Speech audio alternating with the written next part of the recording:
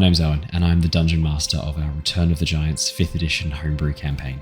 Hi, I'm Ali. I'm playing Lyra, the Eladrin Spore Druid, and she is just a little bit obsessed with mushrooms. Hi, my name's Simon. I'm playing the character of Ember. I'm a wildfire druid who's on a quest to be the very best there ever was. Hi, I'm Dave, and I play Harry Harrington, the Harrengon, the roguish merchant with the heart of gold. My name is Christian. I'm playing Bartholomew, the romantic dancing Owlin, Paladin of devotion. Hi, my name is Matt, and I'll be playing Niles Silverwind, the Owlin, Way of the Sympathy Monk. Hey guys, I'm Jared. I play the character of Threign, the boisterous frost giant, the Goliath, path of the giant Barbarian. Hello there, lovely listener. This is just a warning to let you know that this episode of Return of the Giants may contain adult language or adult themes. Hello! Welcome back, everybody, to the Lost Archives. It is wonderful to have you join us once again for our Return of the Giants campaign, the premiere 5th edition Dungeons & Dragons campaign. We are here. We are ready to play. We are missing, currently, 3 people, but it should only be 2 people in the next little bit. Christian and Jared messaged just before we were going to go live saying unfortunately they couldn't make it due to some unforeseen circumstances that popped up last minute for both of them. They're both okay. It's just some stuff that jumped up that they have to go and deal with, and they won't be able to join us tonight. We do have Simon on his way. I think he's just running a little bit late, but he'll be jumping on any second now. He's literally just messaged to say jumping on any second now. So you'll see Simon jumping in any moment now. So yeah, apologies from Jared and Christian. I'll play the characters of Threign and Bart tonight. So hopefully I am able to switch between Threign's voice and other accents quickly. It's a tricky accent to get off once you start doing it. Much like the Scottish accent, I find it hard to disengage from the accent once I start doing it, but I'll give it my best shot. Other fun announcements to share. Matt's had a haircut and he's looking pretty sexy. Podcast listeners, I know you're not going to be able to enjoy this particular part, but Matt normally has quite a luscious mane, I would call it. Sure. Now your hair looks even shorter than mine. Yeah, it's pretty short at the moment. It was well overdue. I was telling the guys before we went live, I had a very unfortunate run-in with a car door and a very Melbourne-y, windy day, and he got caught in the car door, and I was like, nah, that's it. Time to go. And that was it. That's a good, that is a good moment, I would say, a powerful moment to make a decision about not having look, I was on the fence about it anyway, and that was kind of the tipping point where I was like, yeah, it's time to go. But it's been great. I've really missed having short hair. It's so quite convenient. It is very convenient. Yeah, I don't have to plan out my hair wash days and spend half an hour drying out my hair and all of that jazz. So it's good. It's good. Dave's just sitting there thinking, I have to do that with my beard, so fuck you, man. Yeah. True. It is looking luscious. Perfect timing, Si. You've joined us right as we're about to do our recap, so perfect timing. Fantastic. Yep. No, sorry about that. I was just running a little bit later than what I thought. All good. We're starting off tonight. I'll do the recap, but then we're actually going to be jumping in. I thought I had mentioned this at the end of the last episode, but maybe I didn't. Maybe I just thought this in my head. You are all getting a level up. We're going to talk through your level ups now. I think I didn't say this out loud, but the plan is that, yeah, okay. So you are all getting a level up. You are all leveling up to level 7. So we will go through your level ups at the beginning of this session today, go through them in a bit of detail, pick up things that you want to do, and we'll sort of look for the narrative reasons why you might have done certain things. If any of you are looking to multi-class or things like that, great time to talk about it as well. The elephant in the room, which I have not spoken about just yet, but we probably should touch on. Obviously, there's a new player's handbook out for D&D, the updated version. We're not going to be using it immediately. Something I'm going to put to the players. It's up to them whether or not they want to make the changes. From a narrative perspective, it's super easy for me to do a hand wave and explain the changes. They've got giant crystals in the back of their hand that influence their spells and their magic and their physiology. It's very, very easy to hand wave that particular aspect away and switch it over if we need to. It's more from a perspective of if you guys want to make the updates. My perspective at the moment, most of the really good changes that the Player's Handbook puts through, we're already doing. I don't think we need to make the change necessarily straight away. The only thing is that there are a number of new spells. So if you go through and start adding spells, you'll notice that there are spells that have legacy and those that do not have legacy. At the moment, we'll stick with the old spells, the ones that have legacy next to them. But it does look like we've got access to all of the spells. We can see all of them in the display. If there's ever any of the new spells you'd like to switch across to, just let me know. We'll have a look at it. Otherwise, if we do want to do the update and switch across to all the new content, we absolutely can, but that'll be the player's decision. And we'll have a chat about that offline. We won't talk through now the pros and cons. But for the most part, the way it kind of boils down, really the only classes that would be very opposed to updating to the new subclass system would be the Moon Druid and pretty much any of the rangers, really. So we'll stick with, and because like obviously a lot of you are playing subclasses, in fact, everyone is playing a subclass that's not included in the new rule set anyway. There's no subclass equivalent regardless. So I don't think we need to jump into the new rulebook just yet. We can wait on that. There's no rush. We'll talk it through, see what we feel like, and if we want to make the change, we'll make an informed decision. No need to do it right in the moment. Will you see some monsters from the new rulebook in the sessions? Fuck yeah. New monsters I can draw on with new stat blocks, and the monsters are actually a bit more powerful in a lot of cases. So yeah, I'm going to be chucking them in. There's some cool new monsters coming out, of course. Yeah, rangers are still mid-tier, unfortunately, sorry. It's a class that Wizards have never really got their heads around 100% yet, and that trend continues, unfortunately. Nothing I can say more on that. I think everything that's been said about that's been said by much wiser content creators over the years about the Ranger. I'll just agree and say, yeah, unfortunately, Ranger's been done dirty once again. Yeah, unfortunately. So, unless there's any other fun news that we wanted to launch into, I think we're good to go. I'll do our recap, get us back in, because obviously we missed last week's session as well, so we've got a bit to catch up on. But we'll jump back in and then we'll start off with our level ups. So, the Tempest Adventuring Guild, a name now legendary across the lands of Nostea, has formed a brand new team.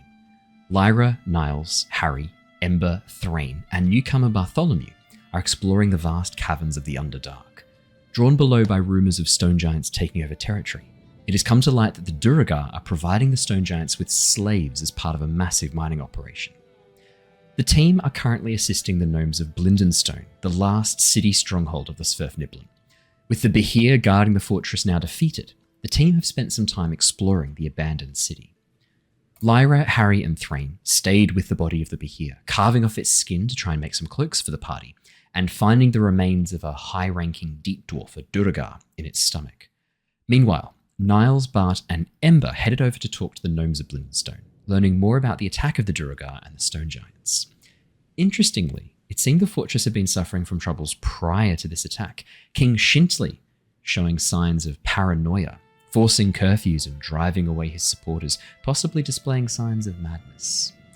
The cause of this madness was located not long after. While searching for some diamonds required for his spellcasting, Ember stumbled upon a broken crystal construct which emanated a wave of fear when accidentally activated. With the plan now set to head deeper into the caverns, territory known to be occupied by Duergar and stone giants, Niles and Bart decided to use a moment of quiet to share the dark secret they'd been carrying, that the Aeris theocracy had been born from a conquering force of Owlin and Aarakocra, who had first taken control of the elemental plane of air. With the beginnings of a plan to replace the leader of Aeris as a way of preventing future bloodshed now under discussion, sleep came slowly to the party. But when it did come, the group found themselves once again immersed in a giant dream, this time travelling deep below the earth in the company of stone giants.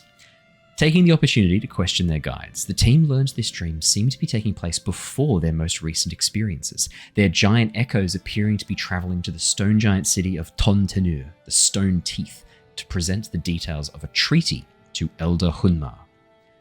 Bart took a moment of distraction to share with Harry his suspicions regarding Figment, Harry's warlock patron, that Figment was in fact a fragment of the giant god Anam. Arriving in the centre of the city, the team stepped out onto an enormous stone circle, marked with runes traced around the circumference, standing before an enormous stone sphere. Tracing the runes, the two stone giant guides awakened an enormous creature seemingly made of stone, a spirit guarding the giants of the deep. Emerging from the sphere, Elder Hunmar approached the party, revealing the giant echo Harry was inhabiting was in fact his son. The discussion around the signing of the treaty was initially rather tense. Elder Hunmar was resistant to the idea of working with the surface world, but the team was slowly able to change his mind, Bart pushing for Hunmar to connect with Harry's Heartstone and experience the truth of the surface world. This did not go how the team thought. Hunmar's shape twisting and warping into a form of metal and shadow. Grabbing Harry by the hand, the figure examined Harry's Heartstone and called out, "I found you." Realizing this entity might not be friendly, the team leapt to Harry's defense, allowing him to escape while the rest of the party took on the shadowy figure. Revealing itself as Animus, another giant construct similar to Figment, the entity attempted to overwrite the Stone Guardian to fight the party. Harry responded by instead channeling his magic into the Guardian, allowing Figment to take control and turn the tide of battle. Despite dealing some heavy damage, Animus was soon overwhelmed, allowing Figment to draw upon its core and take some of its powers in controlling these giant dreams. With Figment now able to guide the dream, the party rewound to before Animus had appeared. Able to fully convince Elder Hunmar to sign the treaty and form the Oathing, the party suddenly found time accelerating around them, showing the Stone Giant city growing in prosperity. Initially, but falling into disrepair and breaking apart, before a sudden light and low note marked the disappearance of the Stone Giants and the end of the dream. After discussing their experiences in the dream and the ramifications it could have on their immediate plans, as well as the situation developing above ground as well, the party set off. And we left off last session as the team bid farewell to their new Deep Gnome friends and began the trek down into the darkness below, guided by the illusionary map emanating from Harry's Heartstone. Now that's a big old exposition dump to catch us up, but we were away for a week, so I thought we'd better have the full experience. So, as the six of you begin making your way down into the darkness, Harry, you're sort of at the front or near the front, your Heartstone glowing with this illusionary map, collected from information that you'd managed to get from the Deep Gnomes, from the Svefniblin, and the maps that they had available, as well as information that Figment seems to be drawing from somewhere else, perhaps the giant dream that you had been in just before. As you look, you can see roughly about I'd say like a 30 centimeter by 30 centimeter globe of this light appears above your Heartstone, showing this essentially a topographical map of the area which you currently are. And as you rotate your hand, Harry, you can change the perspective on this map to show the different angles and aspects of it, to warp and shift. It's currently, your magic's this sort of rich green, isn't it? So it's currently this green glowing light above your Heartstone, Harry, as you look into it, showing winding passages and the pathway that you're currently on leading down towards what looks like a massive crevasse opening up into the stone below. There's no way to know how deep it is. Even as you angle the stone to look, the map just shows this essentially a bottomless crevasse disappearing into the darkness. And that is your current destination.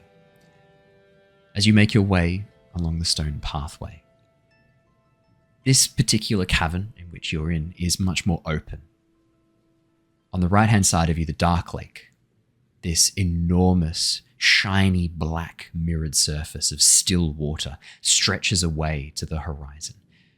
You can see areas where islands have formed out in the middle of the Dark Lake. Years of erosion from stalagmites and stalactites coming together, forming these tiny islands out in the lake, as well as these natural fjords carved as water moves through the rock down into the Dark Lake, almost like a coastline.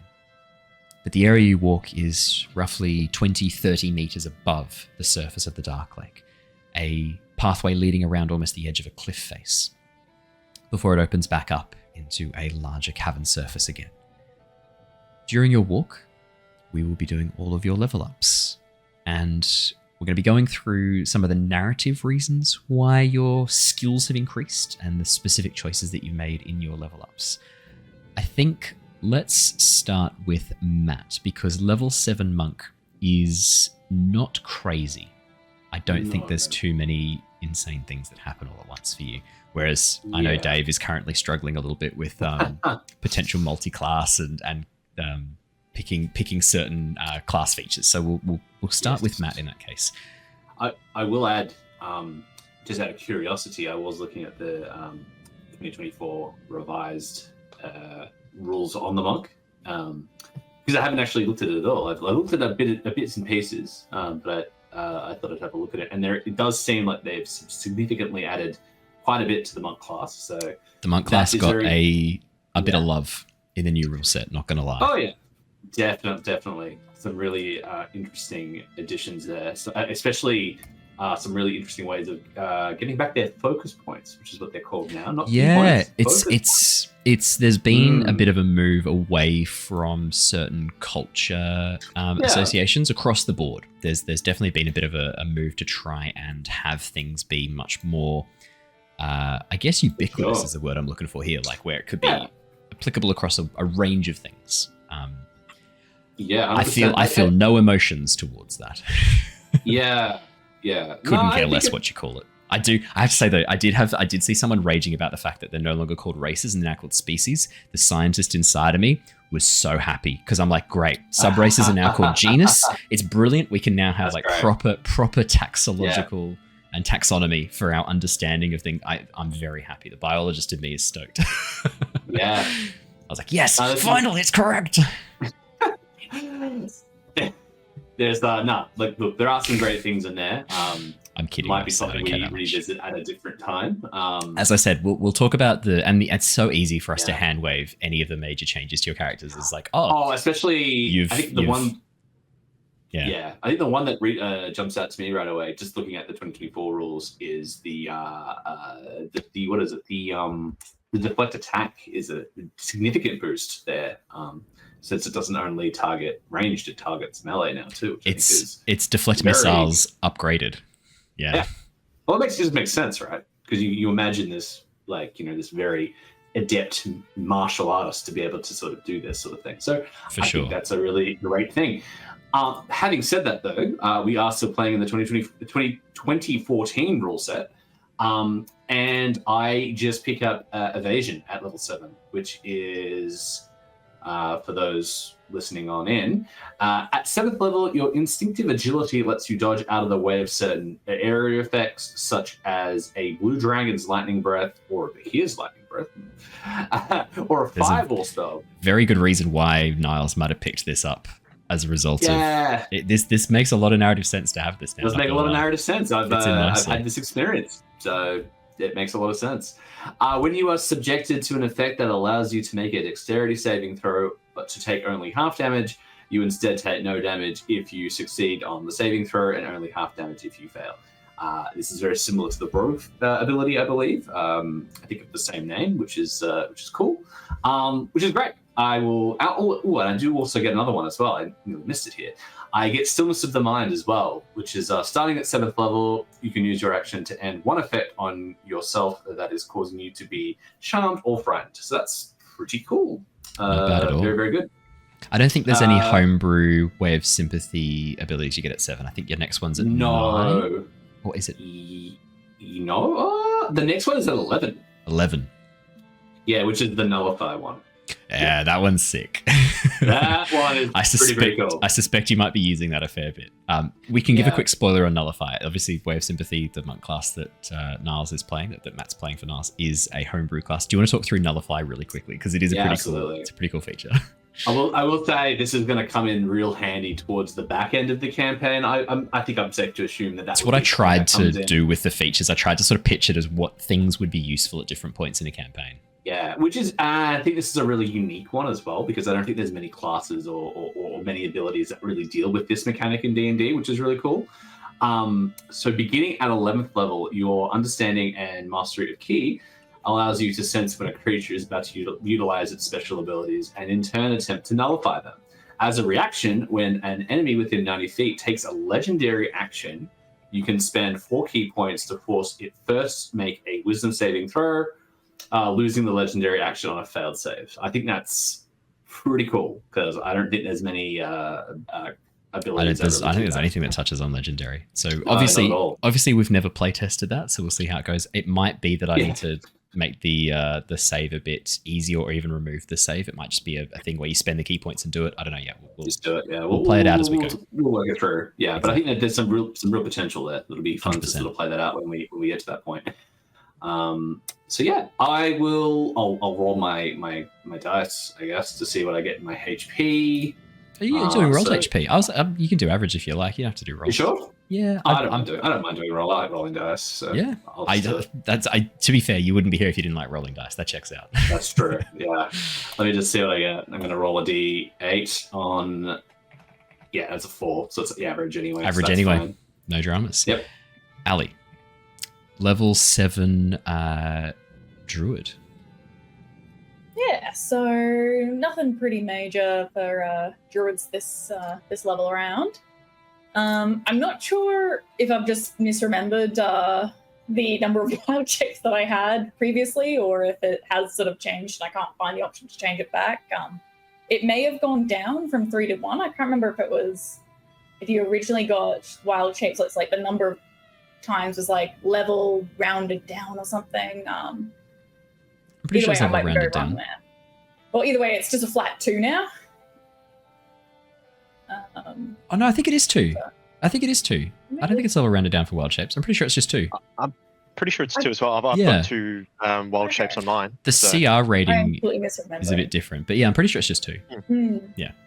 Oh, in that case, yeah, it is. It's 2 because I the very first character I ever played in D&D, the very first D&D I ever played, I came in as a level 10 Moon Druid. And I had 2 wild shapes, and I burned them immediately to turn into an elemental. Oh no! Because of course I did. It was the best. It's always 2. Yeah, it's duration off level. Oh, that fixes that then. In that case, a couple more new spells that I've picked up. So the first one is Sleet Storm. I was sort of love that spell. Thinking sort of being surrounded by so many elemental sort of related giants and everything. I think she may have sort of picked up a little bit of the elemental frost nature from Ulfric. I like that. That's cool. Yeah. I guess as well, like that also makes sense with your giant as well. Your giant is a cloud giant, and you're picking up a weather-based spell. Like that really checks out nicely as well. There's some synergy there. A lot of synergy. And that's the other thing I should mention. So Ali, you weren't here last session. If you have a look in the notes tab of your character sheet, you'll notice that you've actually achieved resonance with your giant echo as a result of the memory. Yeah. You have an extra feature in your character sheet that you can use. Dave, yours has been updated and fixed for the new version of the resonance feature. Check it out. So all of you have it in your all of you should have it in your notes tab. The at the very top of your notes tab should be your resonance feature, because you got through that giant dream with flying colors. You did very, very well. Hell yeah. So in terms of other spells, I'm also thinking hallucinatory terrain. Sick. We're in like a big dark pit. It's it's easy to use the light to play tricks on the eyes, and I think even spores. That's like where you like pull out a pouch of mushroom spores that confuse the enemies, throw them in, and people start hallucinating because they're high on your shrooms. That makes perfect sense. Hell yeah. And then the last spell I was thinking about picking up is got a little bit of a question, because it's not a spell that has sort of the original legacy and then the updated version. It's one of the ones that have popped in when we got a lot of extra content. It's a brand new spell. It's called Spiny Shield. So we have a quick peekaroo. Yeah, so not quite sure if it's we should hold off for a little bit until we. Is this a third-party spell? HS Humble Brewed campaign setting. Yeah, okay, so it might be expanded. So it's from the partner content. Let's have a quick look. I'll let you know. So that's from Humblewood. So maybe question mark on that. Let me have a quick look. Because the Humblewood setting is a very specific setting. It's like the woodland critters, like Redwood. Is that the one I'm thinking of, Redwood, the book series? I think it is. Spiny Shield, let's have a look. Reaction. An ethereal barrier of spikes made of magical force interposes itself between you and an attacker. Until your next turn, when you are hit by a melee attack, the barrier reduces the damage you are dealt by 2d4 and deals the same amount of piercing back to the attacker. This is essentially like a way better Armor of Agathis. It also seems a little bit OP for a first level spell. I'm gonna say, unfortunately, This is the problem is, right, that there's a spell that exists at first level that does this that we can compare it to, and this is almost twice as powerful as Armor of Agathis. Almost 4 because of the reflection or how it stays.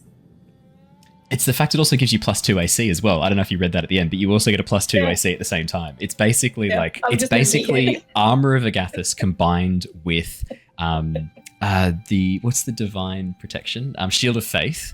Combined with Shield of Faith, and you also get to deal piercing damage every turn when someone attacks you. Sorry, it's a bit OP for the first level stuff. Sorry. Nah, I figured. Do you have another spell you're considering instead?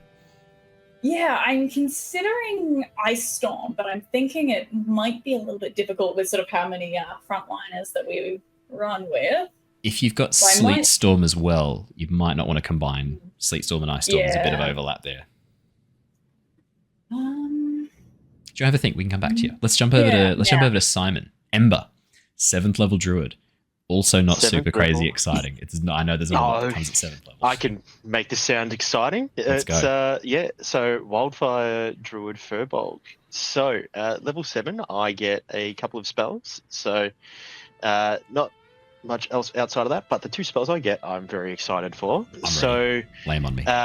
The first one that I get is called Aura of Life. So for those who don't know what that is, which included me before reading the description, it's a good spell. It's essentially a radius effect spell which protects from necrotic damage and means that our max hit points can't be reduced. And I'm probably going to have to get you to maybe elaborate a little bit on this, Owen, but it says, in addition, a non-hostile living creature regains 1 hit point when it starts its turn in the aura with 0 hit points. Yes, so if anyone is knocked down to 0 in the aura, as long as they're close to where this spell is centered, which is you, it's a range of self, so it's centered on yourself. Okay.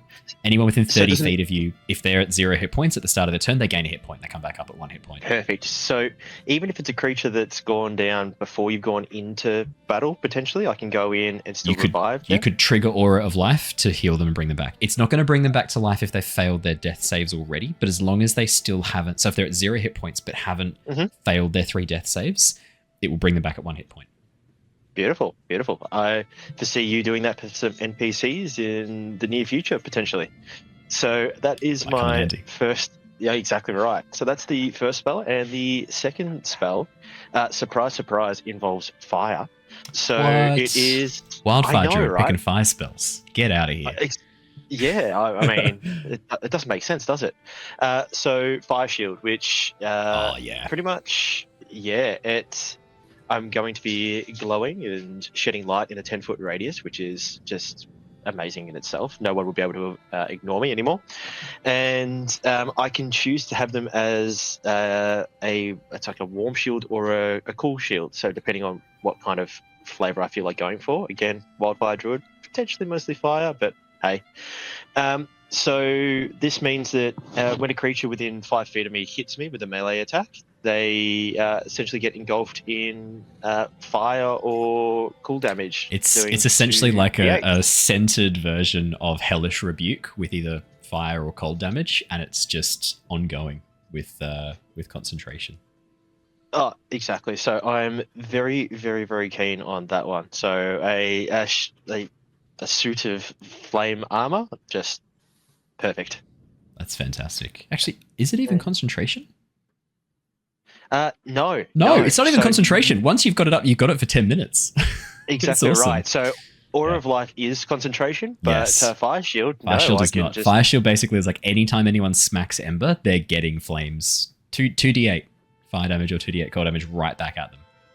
So my question then would be, do I also get to stack that? So now that I have, what's the other, what is it? Enhanced Bonds, right? The first time that someone gets attacked while I have my Wildfire Spirit out, they cop an extra 1d8 fire damage. So would that stack on top of that every time someone hits me? Because it's the first time... So at 6th level, the bond with your wildfire enhances destructive and restorative spells. Whenever you cast a spell that deals fire damage or restores hit points when the wildfire druid is summoned, roll a d8 and gain a bonus equal to the number rolled to 1 damage or healing roll of the spell. So would that be... It's technically a fire spell, yeah. I would argue that you can roll that, and then the first time it's triggered, you get that extra damage straight away. I love it. So yeah, there we go. Lots of people go and get burnt. Nice. That's very nice. Harry, or well, should we ask this question? This feels like maybe this is a conversation we need to have, because you were picking essentially your Warlock pact, correct? Yeah. Do you want to have... Do you know what you're going with, or do you want to have a chat to Figment about this? I think I know what I'm going to go with. Okay, sweet. Lay it on me. So, yeah, I think I wanted to go Pact of the Chain. That's what I wanted to go, because it's like cool. He's got a little Figment who's materialized. But I think we would definitely be reskinning one of the existing familiars and making it look a bit different, or even making our own specific familiar to match your kind of special circumstances of your Warlock bond, for sure. Yeah. So it was between that and the standard Pact of the Blade. Pact of the Blade is sick. I think Harry... He's going to do a 180 and go Pact of the Talisman. Exactly. Which gets an extra boon, which is kind of cool. So if I wanted to be a pew pew pew pew Eldritch Blast Master, Talisman's not a bad one, but I think it's not bad. Harry started off as a rogue, and Harry's heart is in his roguish behaviors. So, he started that heart off of with gold a didn't steal itself, right? Like, yeah, 100%. It was stolen a crossbow a heist, right? Like, yeah. So yeah, I think he's gonna go Pact of the Blade. And excellent he's gonna choice, sir. his invocation out with improved pact weapon. Excellent choice, sir. Which actually allows him to convert his... it allows him to conjure a longbow or heavy crossbow.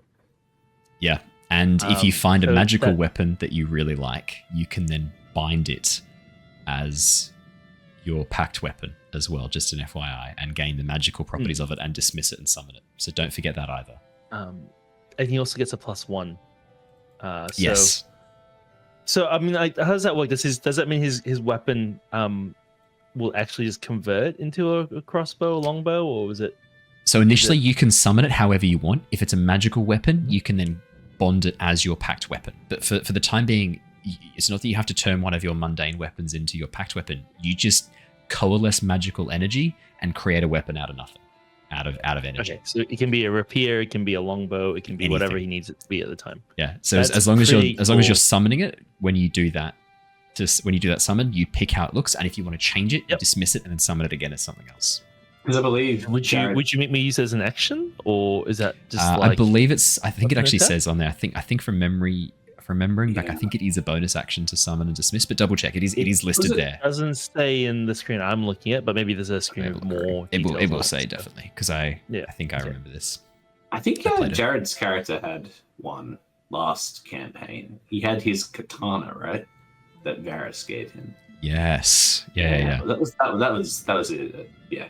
Did he go back to the blade? Can't remember. I can't remember. I don't know if he had enough levels. Too long ago. Wasn't he Hexblade? He was Hexblade, but I don't think he took the. I didn't think he had enough levels for Pact of the Blade. I think from memory. Yeah, I can't remember. Let's have a quick look. Have you? So you've done the. Yeah, here we go. Perfect. As an action, you can create a pact weapon in your hand. Apologies, I thought it was a bonus action, but it is an action. As an action, you can create a pact weapon in your hand. You choose the form. You're proficient with it, and it counts as magical. So, can we say that when we're entering combat for the first weapon that I conjure, that it's whatever I like? Are you going to make me use an action in the first? No. Tell me what form it's going to be in by default, and that'll be what you have at the beginning of every combat. Yeah. Because you can create it and keep it. You don't have to dismiss it. So you wouldn't let me choose what weapon it is at the start of the combat, and then from there onwards take an action to switch? Because like if I had a sword and a longbow, it wouldn't even be a question, right? It's a good question. I would say that in those circumstances, unless you are surprised, you would have a chance to choose the form. If it's a surprise situation, for the first time, what's going to be your default? We'll probably just say rapier because it's. Oh no, he was using his crossbow a lot. So yeah, probably a longbow.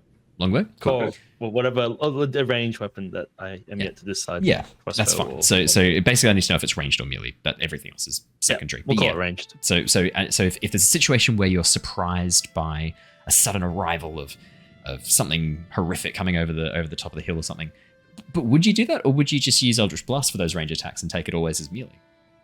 I will be trying to min my Eldritch Blast. Okay. I'm going to commit to the weapons. I think Harry enjoyed shooting beams from his hands, but he's a very brick and mortar kind of rabbit. So fantastic. Yeah, I think yeah. Now the form that your weapons take when they summon in, given that your patron is a construct of a semi-digital nature, how do you feel about them being almost like hard light holograms that are projected from your stone, and they sort of have? I'm keen. I was thinking, like, what would they kind of look like? How do you want these to look? Your packed weapons. Do you want them sort of almost be glitching a little bit, almost a little bit pixelated? Do you want them to be glowing with your green energy? I think Figment's past the point of glitching. He's like, he even just conjured that map, right? And the map was pretty clear, right? Yeah, it's looking good. I'm going to quote this. I think Figment is beyond the point of glitching. I'm just going to write that one down because we'll see. I almost need to roll some sort of like performance or deception check as a DM. It's not my best poker face, I'm not going to lie. I've done better poker faces as a DM before. Famous last words. It's like I reach for a drink to like quickly throw off the... He seems pretty in control of everything, and including Harry, but yeah, it's all gone well. Yeah. So I mentioned it's just like good, Harry. All is well. Blackness. Nothing to worry about, Harry. I imagine like his. Harry, when we first met above the lake, there was like a blackness with a bit of wavy around it. So I imagine this is like a black rapier. So like it's so thin that you can hardly even see the blade in the dark. I like that. And likewise with the crossbow bolts, like. It's quite dark, so it's hard to see. Sick. Okay, I like that a lot. That is what it looks like. And your invocation, improved pack weapon, very good choice, Dave. Very good choice. I'll be switching out my agonizing blast with Eldritch Mind, I think. Oh, tell us about Eldritch Mind, because for those who don't know, Eldritch Mind is a really, really cool invocation. You have advantage on Constitution saving throws that make you maintain your concentration on a spell. So I'm saying this now, but I'm just going to go check my spell list after that to make sure I have spells that have concentration. Well, you can switch them out now as well because you don't level up, remember. So you can. This is a good chance for you to switch out your... But this is with pencil, Eldritch Mind. So yeah, it's essentially Warcaster as an invocation. Sort of, without the reaction casting of a cantrip. But it's pretty good. Like, the advantage on concentration and level checks. 5 Warlock gets a second attack. So between that and my sneak attack and all that, I think that's a better way to go. Nice. So you're it's interesting. Before I think you were thinking you'd only take a very small dip into Warlock, but now it's going to be a bit of a deeper dive, is it? It just keeps. I think it just keeps pulling me. It's just bit by bit. Weird I thought 3, and then I'm like, oh, maybe 5 levels, and then I'll go back to sneak attack. But no, you never know. Maybe we'll Get just them do with the Eldritch Blast. The first is free, and have them forever. Forever.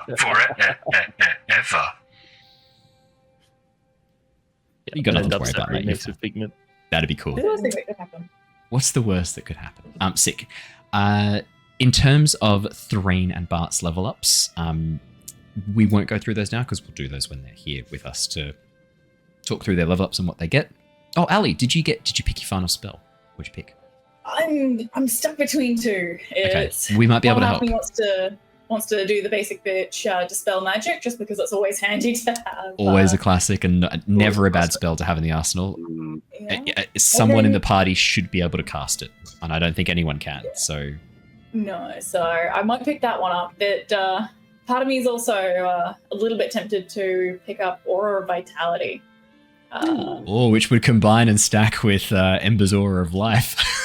I see what you're doing here. Wow. Yeah. What does Aura of Vitality do? I haven't heard of it. So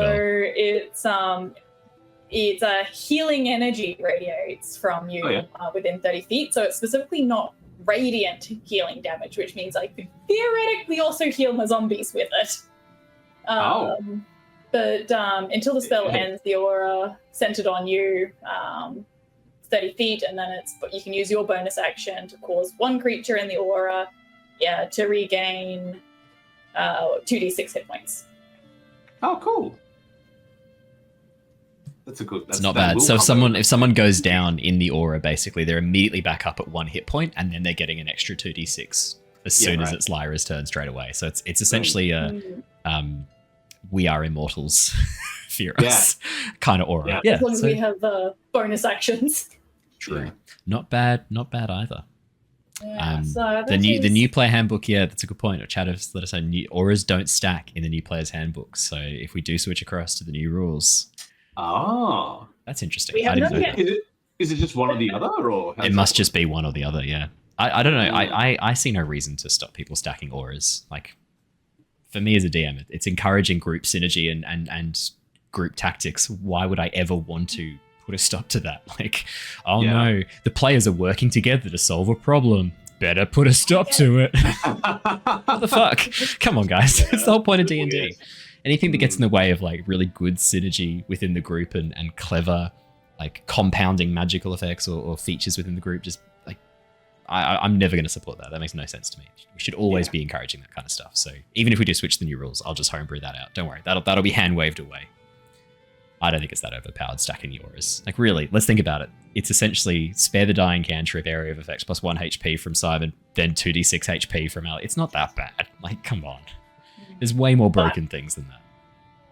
Is it better than dispel magic? That's a really good question. Yeah. I don't know. Dispel magic is one of those spells that like when you need it, you need it. Yeah. Yeah.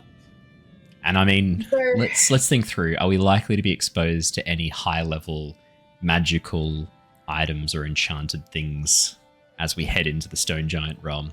I mean, yeah. See, this is the thing I was thinking, right? Like we lack a lot of magical like utility because usually that would be filled by like a sorcerer or a wizard. So I think dispel magic is probably going to come in more handy. Whereas I think like we have Bart who can do a clutch lay on hands or things something like that, or even the druids have. I think you guys have healing word as well. Yeah. I've got a ton of healing spells that I can throw out there as well. Yeah, so like we have healing on lock. So do with that as you will. Fully agree. This is difficult. And then option 3 is also I can swap out Sleet Storm because I haven't officially taken that one yet. It's a little bit meta, but Lyra's sort of been thinking, all right, we're heading down into what is called the Forge sort of area. Yeah. So there's probably going to be a lot of fire. So my entire idea between sort of picking up Sleet Storm is exposed flames in the area are obscure, are doused within 40-foot radius. So I could either keep this one, pick up Dispel Magic, and not have the aura, or drop Sleet Storm and then have Dispel and aura.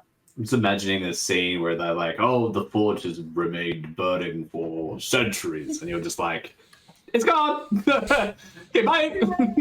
See ya. Yeah, and it's gone.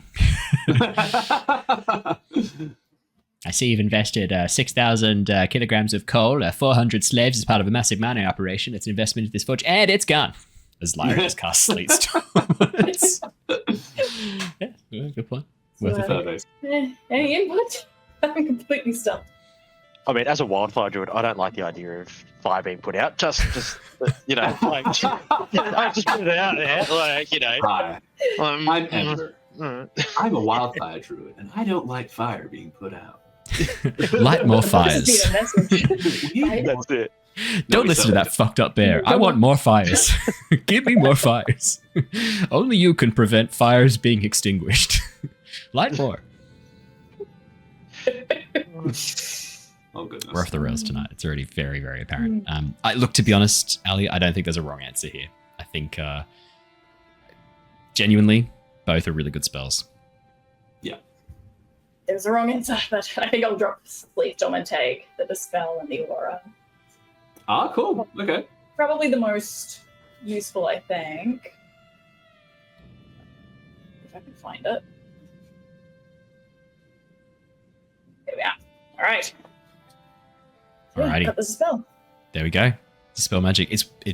I do think Dispel Magic, someone in the party should have it at all times. Yeah. It is kind of one of those ones. Does Ember still have Revivify? I think so, yeah. Yeah, I do. It's part of my class. It's one of my class spells. So yeah, definitely do. Oh, cool. Sweet. There's a couple of spells that I think a party should have wherever possible. I think Pass Without Trace is one of those ones that does really, really well. I think Detect Magic and Dispel Magic in equal measures can be useful. You don't always need Detect Magic. There are other ways around Detect Magic, but Dispel Magic can be kind of handy. Counterspell can often be quite handy, and Revivify at the higher levels is also pretty useful. Actually, just going through my spells, I actually think I do have Dispel Magic. Do you? I do. I actually do. Yeah. Well, there you go. Ali, no need to take Dispel Magic. You can take Sleet Storm and the Aura of Vitality. No dramas. Ember's got Dispel Magic under wraps. I just updated a list, and yeah, no, there you go. That's really funny. What's even funny is if Dave had gone Pact the Tome, he also could have picked up Dispel Magic as well. And there's an Eldritch Sight Invocation as well, which is basically like a Detect Magic when required as well as an invocation. Not that you need it. Alrighty. Speaking of the utility spells, sorry, just before I pick it. No, go. Do we have Pass Without a Trace also covered still? I no longer have any memory of what spells people have, or if they were previous PCs. I don't think you guys have had Pass Without Trace for a very, very long time. The last person who had Pass Without a Trace was Yevith, actually, in the previous campaign. All right. I think I can pick that one off. Maybe. Yeah. You don't have to. When I said like it's not an essential spell. Pass Without Trace is more on the more useful side of spells. Just if there is ever a scenario where sneaking is required, Pass Without Trace becomes a very, very desirable spell to have in the arsenal in that moment. And a lot of people with disadvantage to sneaking. Yeah, you've got Bart currently in some pretty heavy honk tonk tonk chunky mail, which is going to make it hard for him to be a stealthy boy. He's not a stealthy boy. Brilliant. As you begin making your way, as you continue your way along the narrow pathway, reflecting on your journey so far, reflecting on the trials and tribulations that you've been through, Niles thinking through his fight with the Behir, focusing more on a much more mobile version of combat based around taking advantage of breaks in opponent attention and concentration to duck and weave and get into an advantageous position to strike. More. Oh yeah, sorry. I was going to say even more, like, because I think, Threign and Niles just had a sparring match. You did have a sparring match where Threign was just managed to best Niles. So Niles is probably reflecting more on that as well, how he can be a little bit more evasive and a little bit more capitalizing on that. Because in that fight you were fighting with Dex. Strength was using strength. Correct. Threign was using strength. Strength was using Threign. Threign was the avatar of strength in that moment. Threign was using strength. And what was your downfall in that was he just got one hit through, and all it took was that one hit to get through. So I think Niles is really trying hard as a martial artist to sort of figure out how he can sort of get around these more brute strength opponents. And it's really good that he's able to spar with Threign to be able to sort of figure this out. And in the greater context of your plans that you're currently making with Bartholomew, the plan to kind of essentially assault the Eris theocracy and overthrow the current leader of the Eris theocracy. I'd say Niles is probably a bit conflicted fighting his fellow Owlin and Aarakocra, fighting his people. Being more evasive, being able to duck and weave and get through combat without having to inflict too much harm upon his friends and family probably makes a lot of sense too. Yeah, Niles is still processing that. That's a lot. I had a lot of fun writing that stuff in the background, so sorry about that. I bet you did. Lyra and Ember, both of you have kind of grown into your magic as you've been down in the Underdark. Lyra through your interactions with the Myconids and your, I guess, like adoption into the Myconid circle as a little sovereign, and your combined your magic that you're currently growing with Swampy, this connection you have with your symbiotic mycelium entity Swampy that kind of lives in and on you. You're finding your magic becoming far more powerful, far more focused for what you need.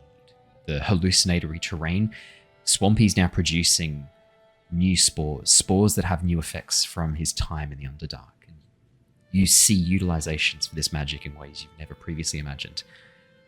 Ember, you're almost using Flicker as a guide, especially for Flame Shield. I mean, this whole spell is all based around coating yourself in fire or ice. You're doing what Flicker does. Flicker coats himself in fire to burn enemies and then to teleport, surrounds himself in flame. You can use this power as well. This realization of being able to utilize this magic for your own ends, to be able to copy a little bit of what Flicker does, empowers you and gives you this magic. And Harry, your time in the dream, in the giant dream, allowing Figment to absorb some of the soul of Animus, or what was left over after you had defeated Animus. Figment is far more stable, far stronger than he was before. There's much more of a personality there now as well. Even in the brief moments you've spoken to Figment since that fight in the giant dream, you can hear Figment no longer talks in this monotone. There's personality starting to grow there. And that cannot help but be reflected in your magic as well. And I'd say even as you're walking and as you're sort of picturing in your mind the bow of your dreams, this beautiful curved longbow carved out of a single deer antler, with these beautiful designs across it, you watch as your gemstone on your hand begins to flicker with life, and then in your hands coalescing, this illusionary at first and then physical bow forms. The magic creating this glowing weapon in your hands. And as you test the string, as soon as you pull the string back, you watch as an arrow of light forms, ready to be fired. And as you release, the arrow disappears over the edge, vanishing into the dark lake. You watch as the light hits the surface, the water ripples spread outwards, and this light disappears rapidly into the dark lake below, vanishing from sight. And then you watch as tentacles of it, as the light disappears below the surface of the water. Perfect. Yes. I think he'll use a long crossbow because he was using the heavy crossbow, because he was using a light crossbow before, I think. Yeah. In that case then, this heavy crossbow forms in your hand. That's almost more perfect, because the way that your hand with the gemstone, it almost forms around your hand. Yeah. So it's almost like attached to your arm as you hold it up and fire. Yeah, fantastic. That's brilliant. In that case, then you don't even need to cock it. You watch as the crossbow automatically winds back and loads itself into position for each shot as it magically forms these arrows. All you need to do is place your hand atop it, aim and shoot. Perfect. For the next 2 to 3 hours, the journey is fairly calm. The Underdark is becoming more and more familiar the more time you spend here. No longer are your eyes drawn to every glowing fungus or patch of unfamiliar plant life. Well, maybe Lyra still is, but for the rest of you, it's becoming a bit less exciting as time goes on. Becoming much more familiar. It's now been almost a week since you were above ground, since you felt the wind on your face, the warmth of the sun on your skin.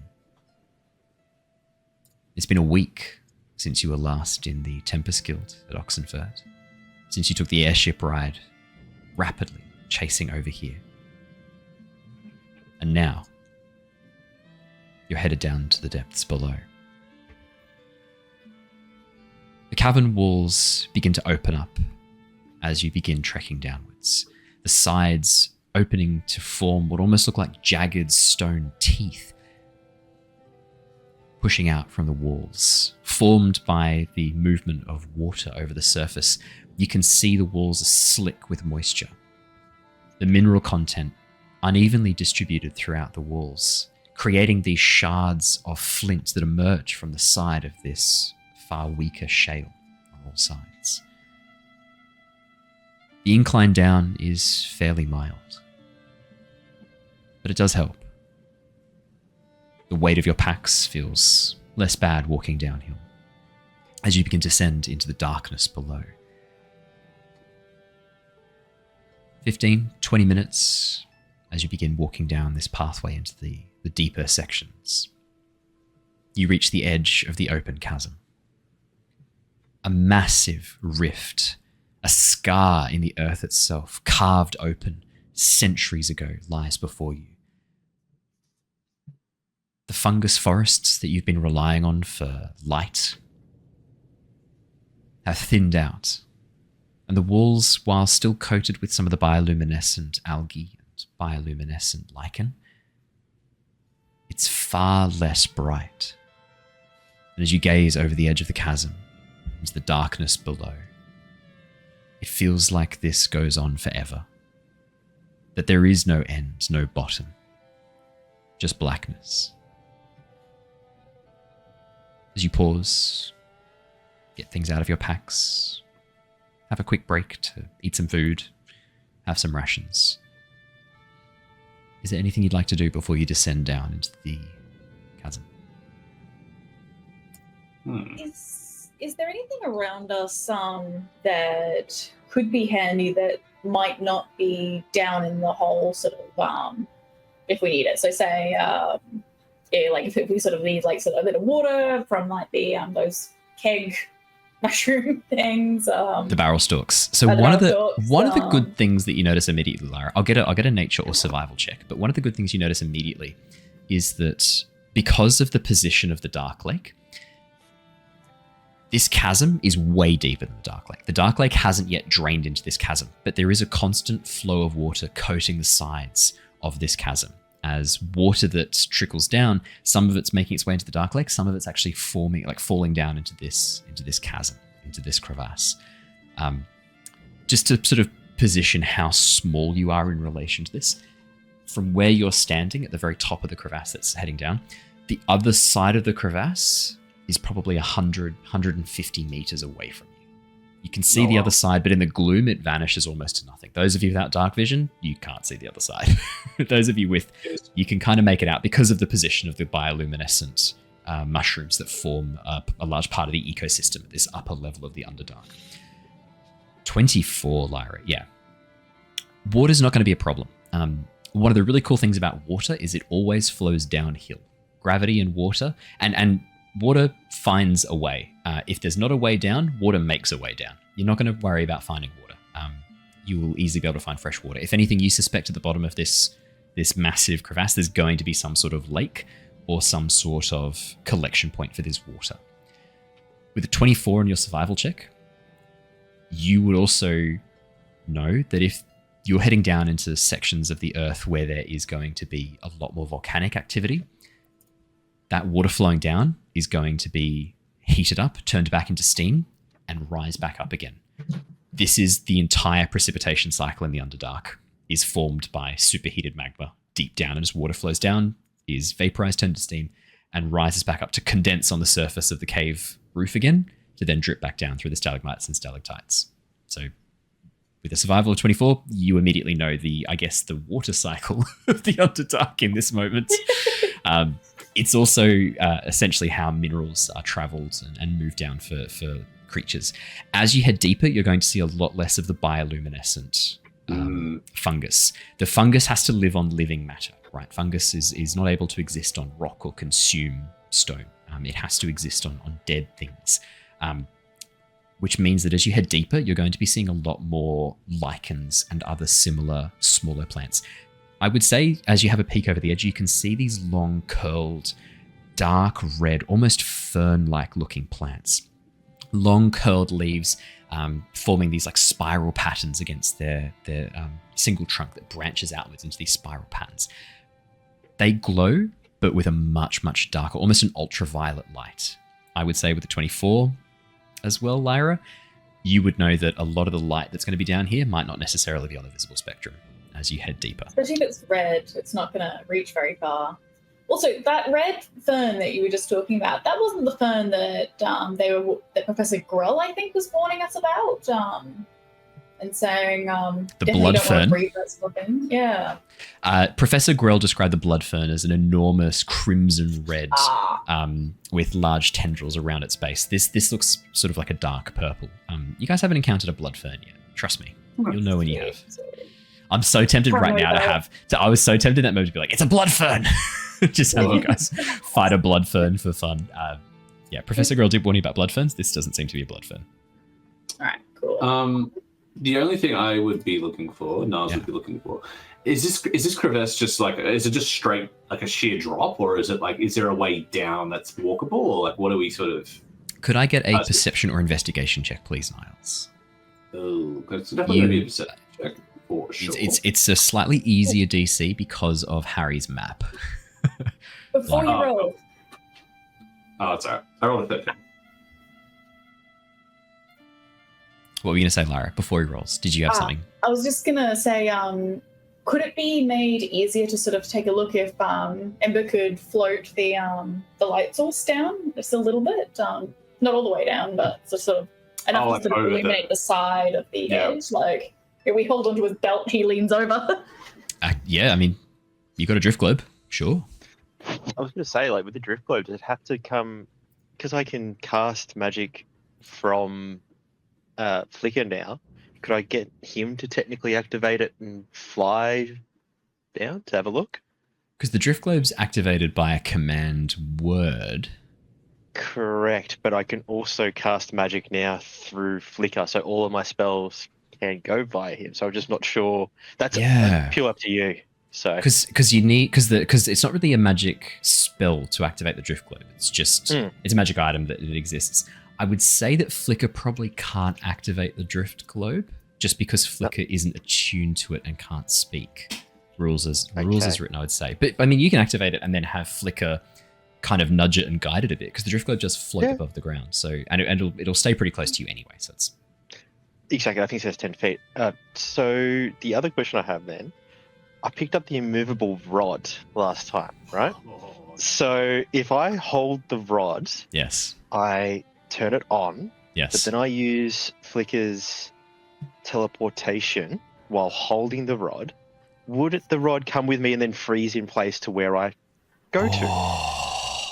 That's a really good question. I'm going to say the key is in the word immovable, but let's have a quick look and see if anyone's done it with like Dimension Door or something. Yeah, because I mean, if that's the case, I would just literally hold the rod and then slowly, like, kind of very jaggedly Mary Poppins my way down the These little rods are weird, man. That's like, a really good question. That's a great question.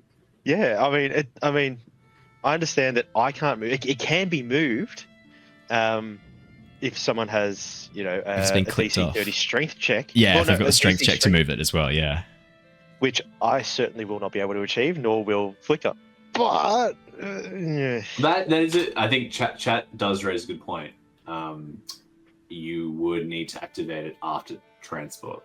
I would say, yeah, because if once you've activated it, when you do Flicker's teleportation, it's an unwilling item, I guess. Because Flicker can teleport willing or unwilling creatures. It's an item. So technically, I was curious to see if it would apply to things like Dimension Door or like Misty Step, not so much because Misty Step again is a creature that you're teleporting. So it's out of that because it's not a creature. I'm more thinking like out of interest. Could you do it with like Dimension Door or something like that? It's or like Etherealness even. There's a couple of spells that could be good to do it. Can you activate it and deactivate it at will? Like just press a button. Yeah.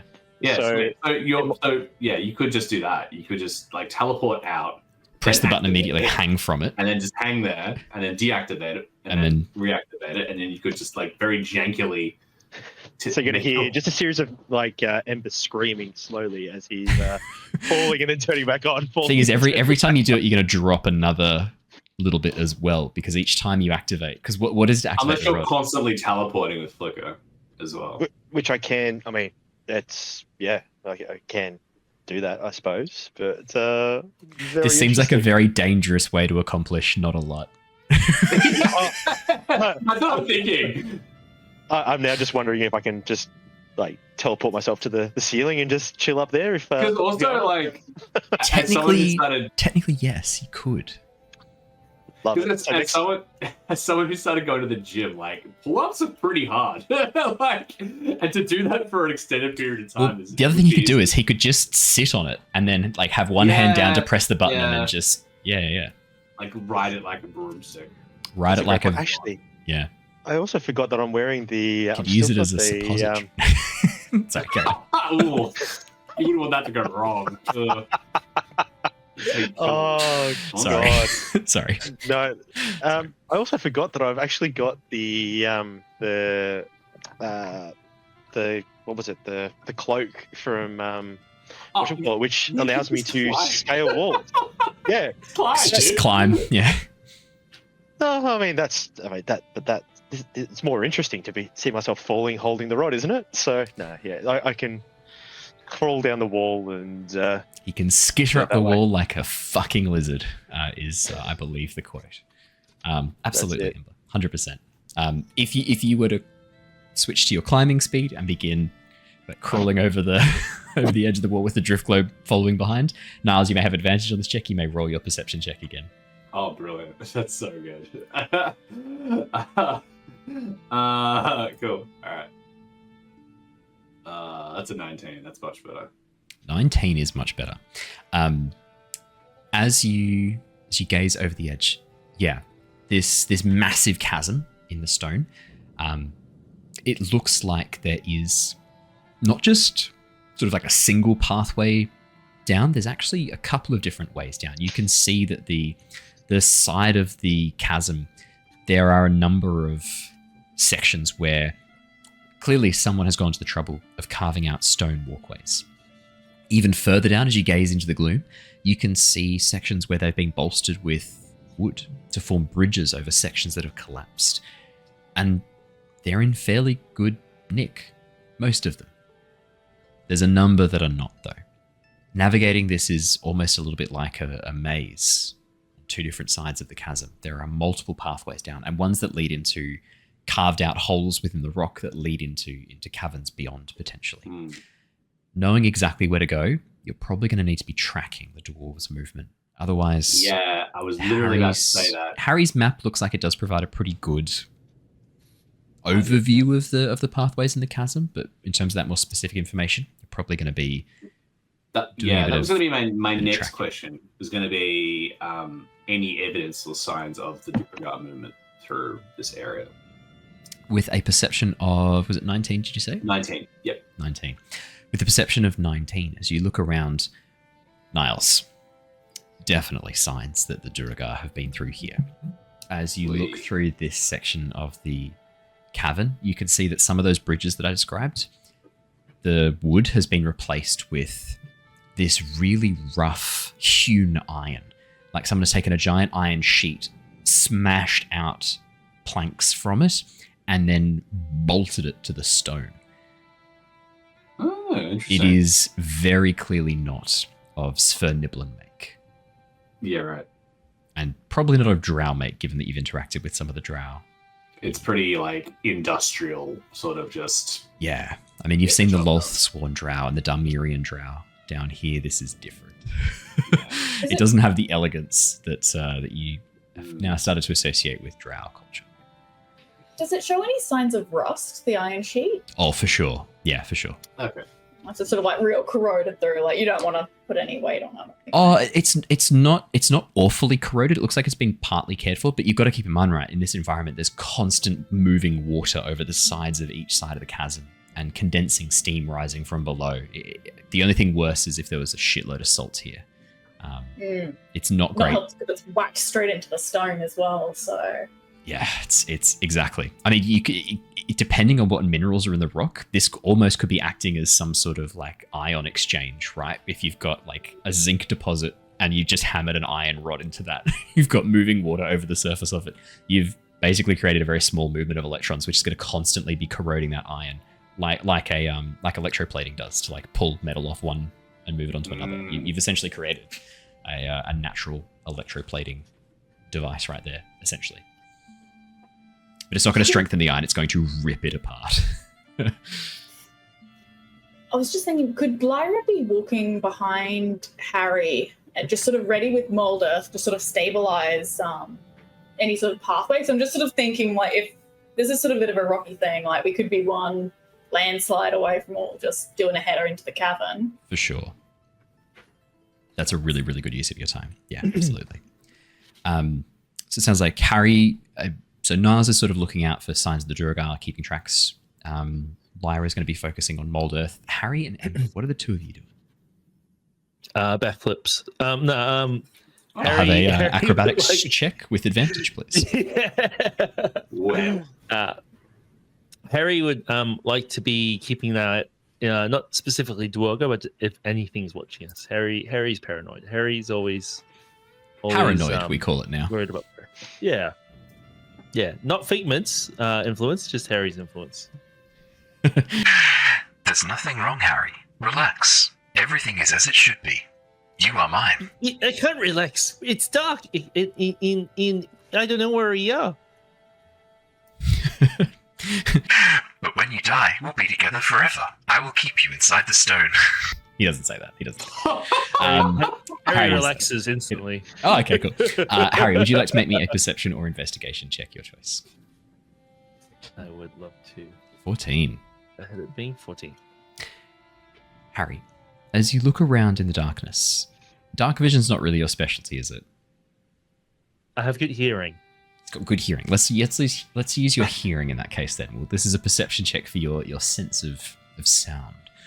As you focus your large satellite dish ears, begin attuning them to the area around you to catch all noise that's echoing off the cavern.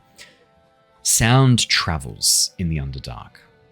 The very nature of this environment makes it very hard to track the sources of sounds. And with a 14, you can make out sounds echoing from below and from all around. The sounds of gravel grating, maybe rocks falling down, the sound of water trickling down the sides of the cavern, as well as occasionally this rhythmic thumping coming from deep, deep below the earth. But it's hard to track it back to anything in particular, just based on the sound that you're hearing. Everything's getting bounced off the walls of the chasm, creating a lot of confusion in the noise, making it very hard to kind of pick out exactly what belongs to what. Harry bops his head to the rhythmic thumping that you described. Yeah. So I'm what you hear is essentially this.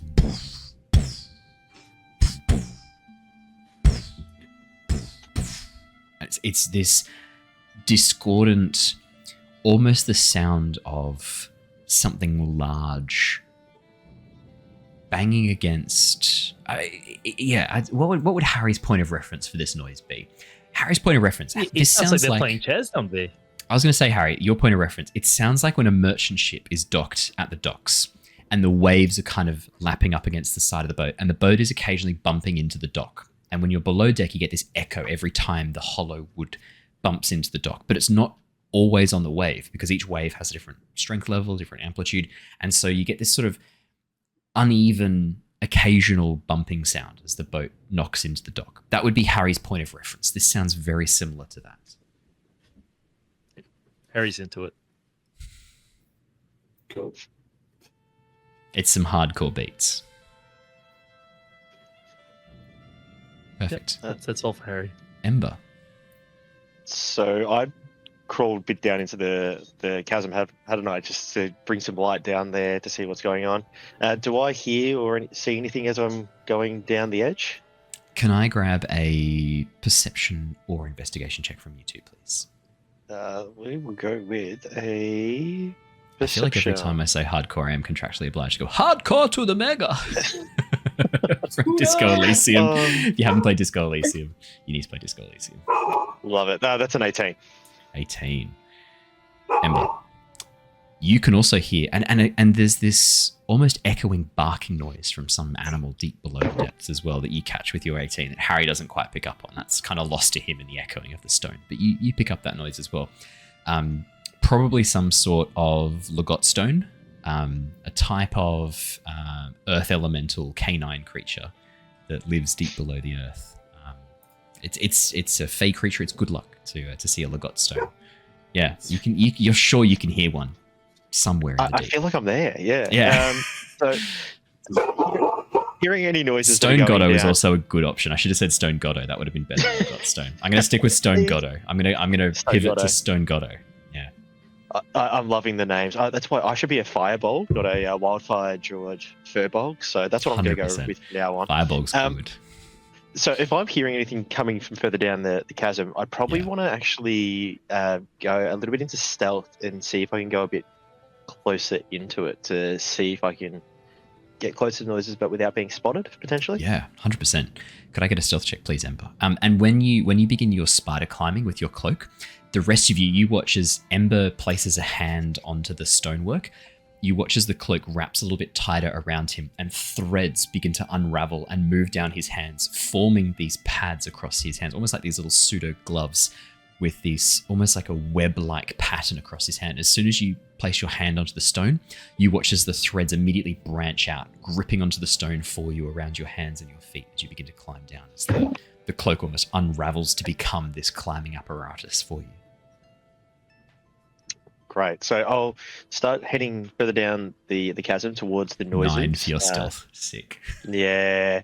I mean, I think I'm going to say that's flickers but... on your shoulder, glowing brightly, flickering with flames in the darkness. I mean, Ember, you're silent. You're stealthy.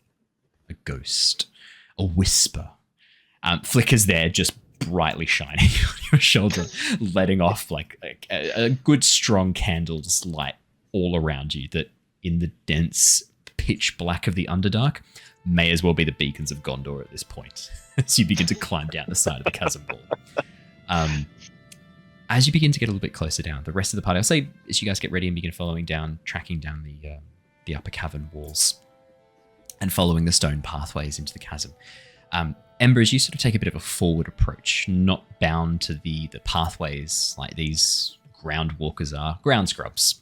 It's embarrassing, really, that you're tied to these people limited by gravity, unlike yourself, as you clamber over the walls and begin climbing down the side.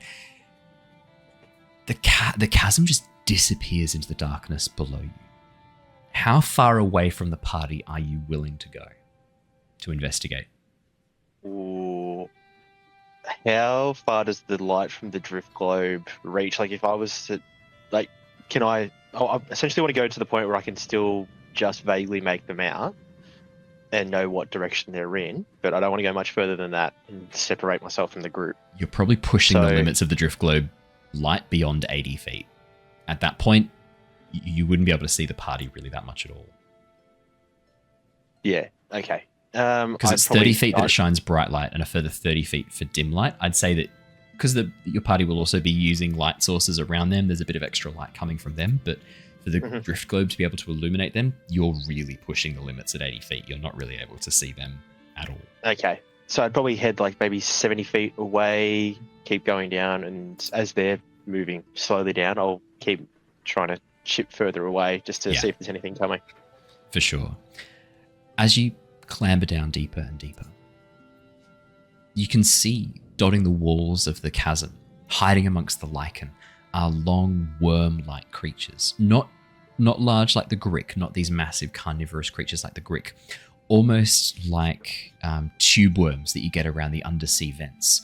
This shell-like aperture that's dug into the rock, and then this feeding tube with feathery cilia all over its structure that reaches out and begins like grabbing nutrients from the walls of the cave, drinking in things that are washed down by the water. As you get close to them, they back into their little pods and hide away, disappearing from sight. It is the weirdest sense. It's almost like you're underwater here in the dark. You stay sort of 60, 70 feet away from the party, keeping in advance. But they are quite slow, having to stick to the pathways where you can just go straight down the walls of the cavern. And for the next hour or so, Ember, it's not very exciting. There's not a huge amount to see. The Underdark flora keeps you entertained for a little bit, but you're not Lyra. It's not that exciting. I mean, fire's way more cool. You could watch fire for hours. This isn't that. Up above, Lyra, you're having a great time. It's crazy Underdark things. The weird tube worms they're so weird. So cool. Not fungus, not quite as cool, but almost as cool. As you cross over a large, jagged section of the chasm, almost like a branching vein that pushes out from it. Think of almost like a coastline shattered along the edge where you've got this river that runs in. The edge of the chasm breaks open to form this side antechamber, a larger cavern split off from the main chasm. And the pathway that the group are taking does lead down into this chasm. You can see ahead with the light of the drift globe shining around you. With your 18 perception, you just catch 2 orange lights, firelight, suddenly being doused down inside this chasm as you get round the corner with your drift globe hovering above you, casting huge amounts of golden light into the chasm. Okay. So seeing that, I probably would have been a nice way to communicate earlier. I had the lovely little bits of illuminating. I can't remember what it was called. I took it last time, and I took a few bits to give to everyone. The seltzer and the lichen that glows, the bioluminescent lichen, right? That you put inside in the jars. Yeah. If I was to add a little bit of water to that, because you said that it pulses essentially when you do that. If I did that, would I think it would reach far enough for the team to see? I mean, the drift globe's the brightest thing here. That would just be lost to the light of the drift globe. Okay. What I might do instead, because I can't actually see, but I know that there were 2 light sources snuffed out, I'd probably start heading back towards the party to let them know that there's potentially someone or something around that area that doesn't want us to find them if they're snuffing out their fire or their light source so quickly. So I'll head back towards the party and I'll say, guys, I think around that corner there may potentially be some people. I don't know if they're friendly or not, but I did catch some light source, some fire or something that they snuffed out as soon as I approached that corner with the drift globe. As you appear crawling up from the walls of the cavern below the party, you pop up next to Threign, who swears in giant.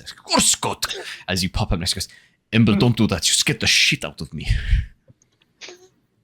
I mean, Threign, I thought you were big and tough. It's only me. I'm not that when you're scary, on your hands and knees crawling across the wall, it is terrifying to watch you just emerge from the darkness. I do not like this. I do not like this at all. It's unnatural. Seeing a big man like you trying to get down the edge of this chasm here as well looks quite unnatural in itself. So yes, these pathways were made for small creatures, not one as majestic as myself. Okay. Well, I mean, judging by how far I went to get to that edge to there, how long do I think it's going to take to get the party to that point? Well, they're probably only sort of 20 minutes, 15 minutes away from getting to this. So the pathway that they're tracking leads into this open cavern. The open cavern itself is probably about, I'll switch to feet for reference because it's easy to work with feet when we start getting into the smaller numbers. It's probably about sort of 100, 200 feet in length back from the edge of the chasm opening. This large open cavern here would be about sort of 60 feet wide. Okay. So I'll put it to the party. So that we don't startle the people coming, I can turn the light off on the drift globe. If you like, we can use these little cut-offs that I took that only emit a little bit of light, but might help us track each other in the dark if we stay close enough. I think it's probably a good idea maybe to approach stealthily and maybe lead with someone that might be able to sneak up and get a good look. Sounds like a plan. I think those who are leading up ahead should probably not be carrying those glowy bits. We don't want to give away our position. It is also part of the natural environment, so I wonder if they saw it, would they really question it as well? But I agree, maybe the person that's leading in there, be it myself or, say, our lovely friend Harry here, who's pretty good at sneaking in and out, maybe they just use it to find us to come back. I don't think Threin's going to be the one sneaking in. Oh, I can certainly give Steve. Niles is pretty sneaky as well. Oh, yes. Indian fly. Sure. I was about to say perhaps I could fly off into the cavern a little bit and see if I can get a bit more of an angle on this group. But I'm a little bit nervous, right, Niles? I do have a bit of I do have some dark vision out to 120 feet. Also, I think that's probably better than my hearing in this situation. I am a little bit nervous. The cavern is a bit large, and last time I flew around without you lot to back me up, I did get attacked by a behir, so I don't want to repeat that situation again. And the open sky has given me it's nice. It's good to see the open air like this, but it is a little bit I don't know. I feel a little bit exposed here. Well, I mean, Ember and I could scale the walls and back you up from a vantage point. I would feel better about that. Yes, and if it gives you any confidence, I was able to make it to the edge of that the cavern without being attacked or seen by anything until I approached the edge. So I think you'll be fine up until that point. From there, Harry and I can keep an eye on you and cover you in case something happens. We could also use the Threign as a distraction to go say hi, and then just watch from the shadows. Threign as a distraction might have some varying levels of, I could go see if they're worth fighting. Friendly. If they are not worth fighting, then there's no point. But if they're worth fighting, they could be friendly, and we could be sneaking up on them. I mean to say that the Threin's not the fight. Well, not to say that you're not good at diplomacy, but it might be. Things could turn interesting at a time. I will fight these creatures for you. Yes. Oh, you don't have to fight them though. They might be friends. How do you know? Well, we don't. That's a friend. A friend is just someone you have not fought yet, or have fought and have forged a bond that is deeper than any other. I might actually be You're right. friends. Maybe Bart is the better. Yeah. But You watch as Bart pulls out his enormous katana and goes, "If it's Duragar, I will gladly cut off their heads." Hoot. I mean, if you do good, then they are enemies. So exactly. Look, perhaps we'll stick to the original plan. I think Harry, Ember, if you could get to a good vantage point, I can fly around and see if I can get a bit of a bead on them from outside of within the cavern, and we can see what we're up against at least, and go from there. Mason. Sorry, you go, Lyra. Before we split up, I may have sort of missed it on the way down, but our goal, sort of getting to the bottom of this cavern is to try and find the stone giants in the forge where Bart was being held, right? Yes. So I feel like chances are anyone that we're going to meet down there is either going to be a captive that was in the same similar situation to what Bart had, or the captors. I mean, going in with sort of the angle of diplomacy maybe might not be our best interests. I agree. I think we should at least figure out what we're dealing with and to go from there. If we have to send Threign in to kill, or Bart if he wants to take his anger out on some Durga, then that's fine. We'll do that. Okay, so if we give the signal, you guys run in, Bart in Threign. What is the signal? We can add some water from our canteens to the little cutoffs, and it'll emit some light. So maybe if we do just one long pulse, that means to come on in. Good. You Bart nods and if we goes, start screaming, yeah, if we start screaming, it's the other cue. Yeah, if I start throwing lots of fire, that's probably also Yeah. That's a good sign. Yes. So lots of light. Okay, good. So you want me to wait until the fun has already started? Okay, fine. You watch as Bart sort of shakes his head a little bit at Threign. He goes, I was just thinking, the drift globe, it's quite bright. Probably want to turn it off if we're going to be relying on that bioluminescence to see. Correct. Yeah, that's the plan. So if everyone's happy to get going, I'll turn it off now and we'll make our approach.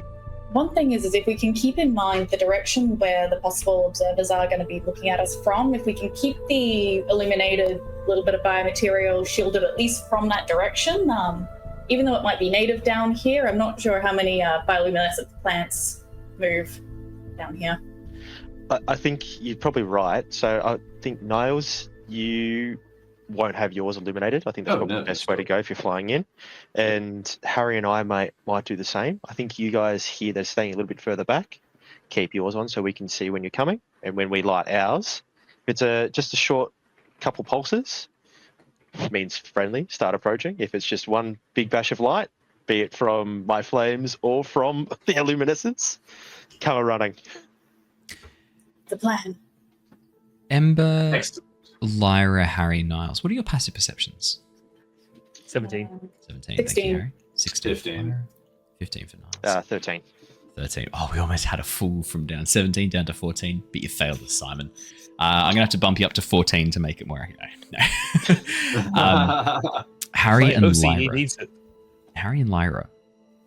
I'd say more Harry, which is very appropriate here. Harry, your big old bunny ears pointed straight up, taking in all the auditory information you can get right now. You hear a snuffling sound. Sound of something sniffing. Just at the edge of your hearing, echoing from around the corner to where this chasm opens up along the pathway. Not on the same pathway as you. On a section, on an outridge below. Sniffing in the dark. Harry points. There's something sniffing down there. I can hear it. It's like it's making that kind of sound.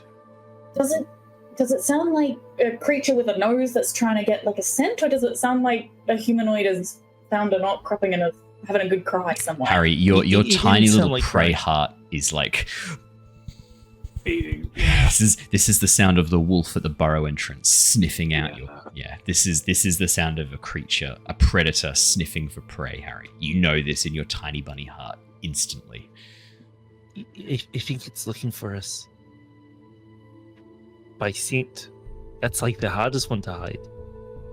It makes sense. They wouldn't. Creatures down here, I guess, wouldn't have very good eyesight. They'd be relying on other senses to hunt. So. Should we sit in ambush? Could it have been sent after us by the people that saw us? Does it look like the tunnels are connected in some way, Owen? You said the different. As you look at your map, right?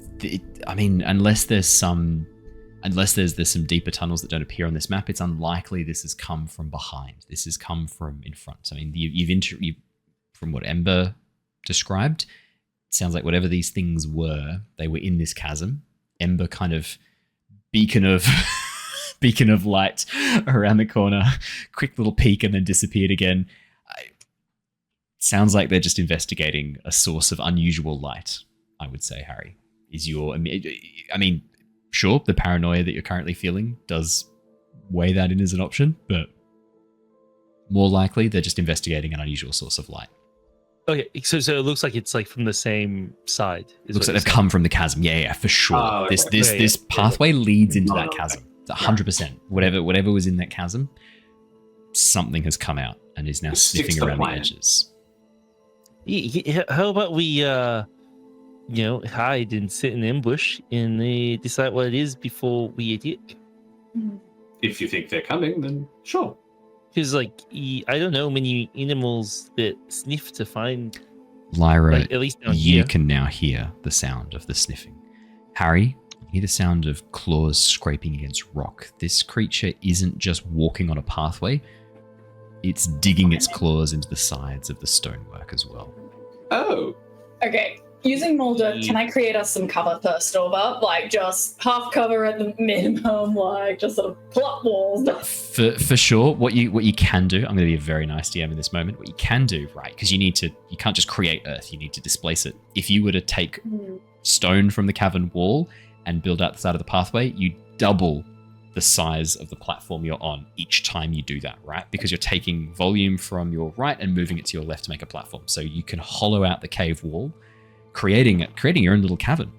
And then as you build it out and create like a barrier with like a thin slit to look between, you can, over the space of, what's that? So every 6 seconds you're doing this, you can move 5 feet cube at a time.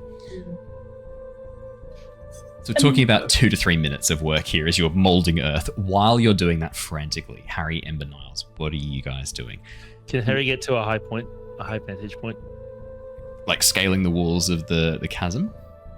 Yeah. I mean, how steep is it? Is it like scalable, or is it sheer rock? As you look up, it's a chasm. You're sort of imagine a sheer canyon walls, almost like a rift has opened up in the earth. And how high is the roof?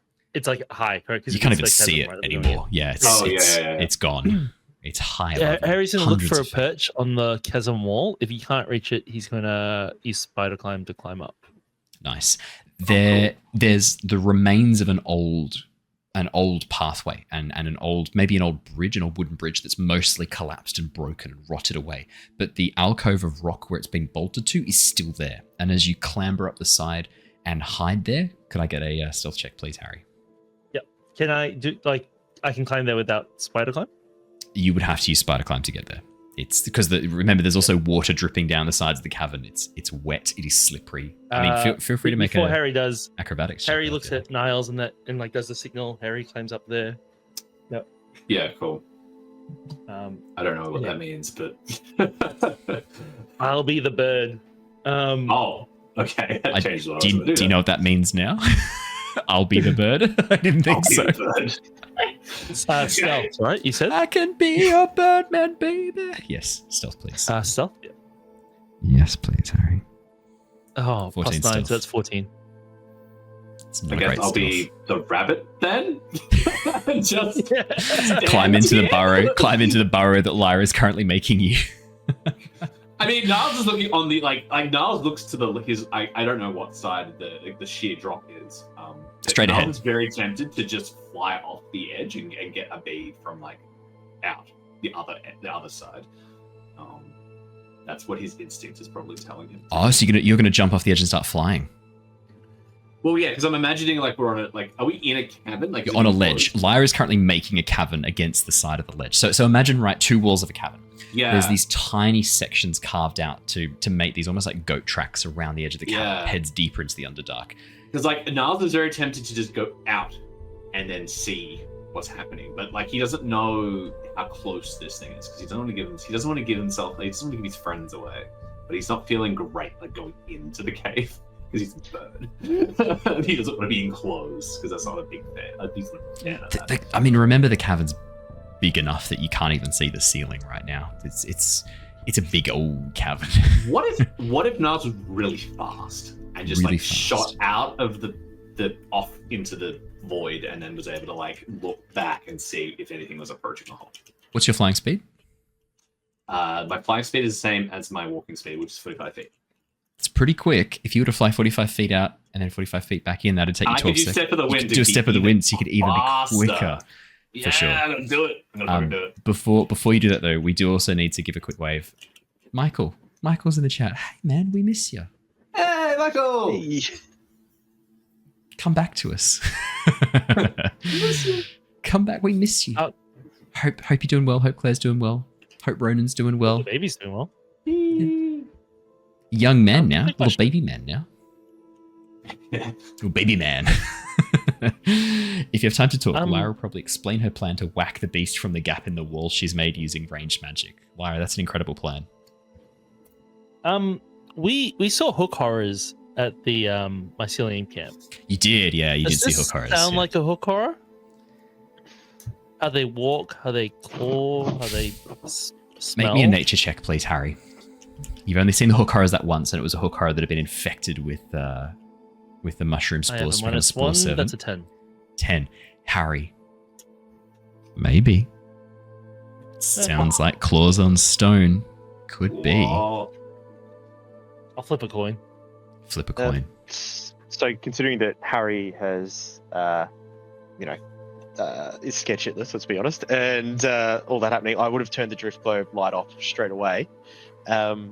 Would you, Niles, have just jumped straight off, or would you have said something to us before running off? I probably would have said something first. He would have probably been like, I think I'll try and get a better look, and I'll just start to go. As you throw yourself off the edge of the chasm wall, Niles. Yeah. There's no wind, but what you create yourself. And as your silent wings open in the darkness, you shoot out. Faster than an arrow fired from a crossbow. I should add that I am trying to be very, I am stealthy. This is a very stealthy maneuver. I will also grab a stealth check, but as you shoot out over the edge and look down, your keen owlin gaze pierces through the blackness of the cavern. You see a large, vaguely humanoid shape snuffling along the cavern wall below you. Almost reminiscent of a bear, but almost a bit more humanoid. Furry coat, large, powerful shoulders and forearms, massive claws on the front forepaws as it sniffs along the ground. Very bear-like in appearance. I can safely say you have never seen anything like this before. So not a hook horror. Not a hook horror. Definitely some sort of mammal. Very bear-like is the best way to kind of describe it. Okay.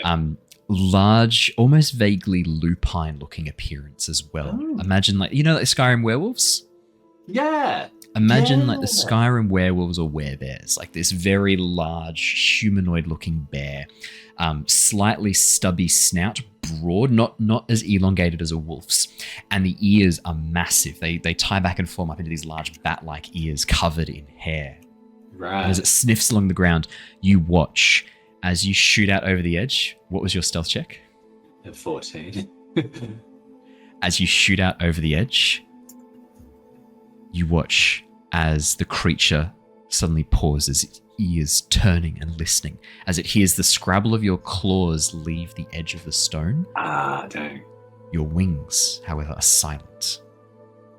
As you shoot round and head back towards the stonework, as you're looking down, you watch, Niles, right as you get back to the edge of the cavern wall. Dark brown eyes meet yours. Oh shit. As you look the creature dead in the eyes, and you watch as the creature freezes, seeing you vanish over the edge of the stone. And you see it no more, as you land back on the ledge. So, for context, so just for the theater of the mind, is it on the same It's on the elevation next as- level down. It looks like it's taking a much an older, disused track, because when Ember was crawling around, he was lower than you guys. It has tracked Ember back to the level he was at when he was spider climbing around. Okay. That has worked out quite nicely for you guys in this instance. Yes. If you wanted to avoid attention, Ember being 70 feet below you, that's why I needed to know where Ember was in relation to you guys who were Yeah, crawling I'm around. with So you. I'm with you. that's I'm with not, you. Okay. not been a bad thing, potentially. Fuck. Are you back with us now, Niles? Or Yeah, are you- Niles in a single turn, step of the wind, shoots out, looks down, catches its Yeah. gaze, and flies back and just goes like, just shakes his So head. like just 6 seconds of just like whoop, whoop, whoop. Yeah. You watch as Threign really- turns to you, hefting his axes. What do you see? What's there? Can we fight? Yeah, gonna be my question. I fight? Nothing that I've Hokora. Well, yes. Harry said Hokora. I want to fight Hokora. not a hook horror, but Oh, like a bear man, disappointed. like a bear thing. Like a bear man. Not a bugbear? No, I don't think so. No, Could no, it's roll. not a We've bugbear. seen them before. More lupine, a little bit more. This for context, this creature would like standing on two legs would be a little bit taller than Threign. It's like a bear. Yeah, It's as big as a bear. Yeah. but like not really though. A bit weird. I've never seen anything like it before. I've never fought a man Did it bear look- before. It sounds promising. Well, you might have a chance. It's right below us. Did it look friendly? No, not particularly. I don't think. Do you want to make an insight? Do you want to make an insight check, Niles? Well, I actually want to roll I don't want to roll an insight check on the bear. Yeah, let's do it. The bear man. Yeah, I mean, you can see its behavior for 6 seconds. Let's see what you get. That's a 23. That's a really high roll. 23. Fuck. Okay. I wasn't expecting that. Ember, were you gonna roll a nature check to see if you recognize anything about this sort of creature described? Yeah, the description. Absolutely. Yeah, nature check for sure. He just wants a bear hug. We locked eyes for like half a second, and now I know like everything about this thing. In that moment, Niles, in that His moment, name's Barry. yeah, Barry. In that moment, Niles. I mean, it sounds like this is a pretty high stakes, high stress situation, right? Of course, yeah. As you fly out, your thoughts your thoughts speed up. Time slows around you as your body goes into a state of high adrenaline, hyper focus. You're recording everything. This 6 seconds to you felt like a lot longer. Your brain was recording every little bit of detail. You were in fight or flight mode, specifically flight mode, I guess, in this case, but recording everything as you flew out over the edge. As you locked eyes with this creature, there was a clear change in its expression. Whereas before you could see this intensity, this focus and curiosity. As you locked eyes with it and it saw you as you flew back over the edge, confusion was the emotion all over its face. Eyebrows sort of like raised and then tightened as it almost did a bear double take. This thing was confused by you. There was a great deal of confusion. Is that like reaction like normal for like something like that to do? Because I don't know. It seems like I'm almost like more of a... With the 23 Niles, it was a very human expression. A very elf or a human or dwarven expression. Good. It was this was a creature that when you locked eyes with it, you could see there was some intelligence there. Because that's what I was getting at. It's not like a creature where it's just going to be like, do a very predictable sort of reaction. It was kind of squinting and... No, there was, with a 23, when you locked eyes, you saw some intelligence there. I relay that back to the team. Niles just sort of goes, we locked eyes. It seemed surprised to see me out in the chasm. I think there's maybe a bit of intelligence behind there. Could be maybe a shifter or something else. Nice. I don't know. Did you meet the werewolf at the guild? I remember we did meet up with him at some point, but I can't remember if you talked to him much. But could he have been some? I mean, werewolves are a thing. They're pretty big. I'm not sure if they're quite that big, but could it be a werebear or a druid of some kind? I don't know. I figured you or Ember might have more of a thing to say about that. My knowledge on shifting and transforming into creatures is quite limited. I've only ever observed it with... I don't even think I have observed it with you two. No. But based off that description, I rolled a 22 for a nature check. Do I have any idea what creature this might be, or... 22, Ember. When you were in the Unseen University chatting with Professor Grell, he did speak of some of the dangers you might encounter in the Underdark. The word Quaggoth was used.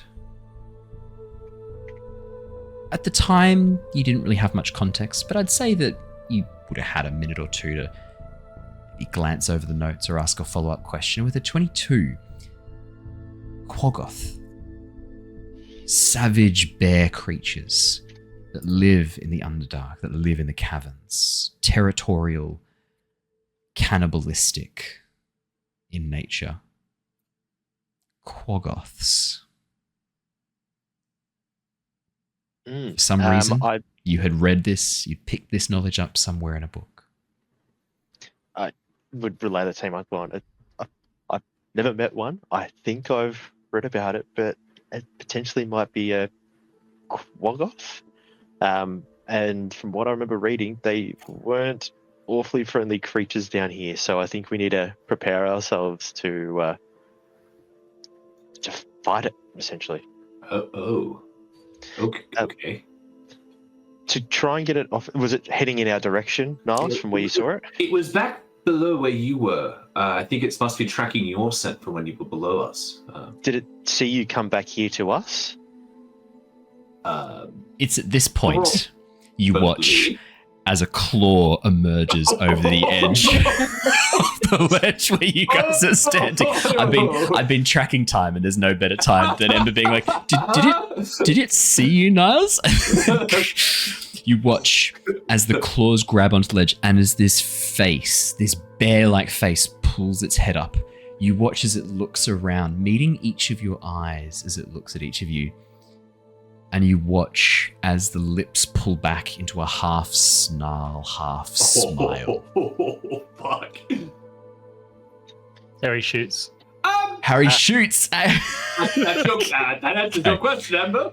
Harry, I'm more than happy to let you let off your arrow. As it does so, you hear the creature speak. Bearskins, and then the arrow. Would you like to make your attack roll with your longbow from above? Bearskins. What a basket. Was I hidden? Do I have advantage? You are hidden. You do have advantage. It had no idea you were there. Tiny bunny man. Can't see. Hidden. So that's 23 to hit. 23 hits. We'll take the first damage always. 12 and 10 Plus sneak 10. attack damage. As the arrow So 22. straight into the shoulder of the creature, you watch as it, and then turns back and goes, "Why bites? Why bites?" And that is where we're going to wrap up. We will jump in. I'm tempted to have us come in initiative at the beginning of the next round immediately, just because I think it's going to be a time sensitive kind of situation. But yeah, very, very nice. Awesome. Thank you so much for joining us, everybody. Big fan of getting to show off some old D&D edition monsters. Quaggoths are from earlier editions of D&D. I don't think they've appeared in any 5th edition modules or things yet. Let me know if I'm wrong. I'm sure I've potentially got that stuff wrong in the past. I may get it wrong again in the future, but this, I'm pretty certain they've only appeared in very, very old editions of D&D. I'm a big fan of Quaggoths. I think they're sick. I'll just double check that I've said a fact now. I don't know if they've necessarily appeared in 5e specifically, but yeah, they're from even 1st edition D&D. They've been around a long time. Awesome. So pleased I get to do some more Underdark creatures. Cool. Thank you so much for joining us, everybody. It has been wonderful having you here once again. I do have a fun announcement I forgot to share at the very beginning, and I'll share it at the end for all of you lovely people. I got to sit down with Oren from the Geek Peak podcast yesterday, and we recorded an interview. I was looking not my healthiest. No, not yesterday. On Monday. I was looking a bit better. Yesterday I was not looking my healthiest. We recorded it on Monday. Oren has interviewed some incredible titans in the D&D space, like Brennan Lee Mulligan. So it was a massive honor to appear on that episode, and that interview will be coming out on the Geek Peak podcast sometime in the next couple of months or so. They're recording all of the season and then releasing it as one. So there'll be a link in the description. Nice. Make sure you go and check out the Geek Peak. Give them some love on YouTube. I'll link their YouTube and their podcast link in the pinned comments so that you can find that. But massive honor, and massive thanks to Oren for just being a cool lad to hang out. We talked about the Cosmere TTRPG bit, Neverwinter Nights. You know, really like shared loves in the geek space for sure, and world building, which is my favorite thing of D&D for sure. Absolutely. So no, thank you so much, Oren, for having me on. That was really, really cool. And when we have the link to the interview, I'll chuck it up. My favorite thing, he asked me what my favorite thing was about the work we do as content creators, and it was absolutely really cool community that we have around us, and joining us live on Twitch, on YouTube, on the podcast, and joining us on Discord and hanging out with us for sure. It's the incredible people that come and listen to us talking about you right now listening. So thank you so much. It was a massive honor, and we are so privileged to have you come and join us every time we play our adventures. For those watching on Twitch, we are going to go and raid another channel. Normally we raid, I'm trying to remember, do we raid anyone specific on a Wednesday night? It's funny how it all blurs together and my brain stops working. No. We've raided Dice Actors a few times. Let's see if there's anyone else playing D&D right now that we want to raid. Looks like these groups... Oh, here we go. We've got someone with one viewer. Let's go and show them some love. Vicuta.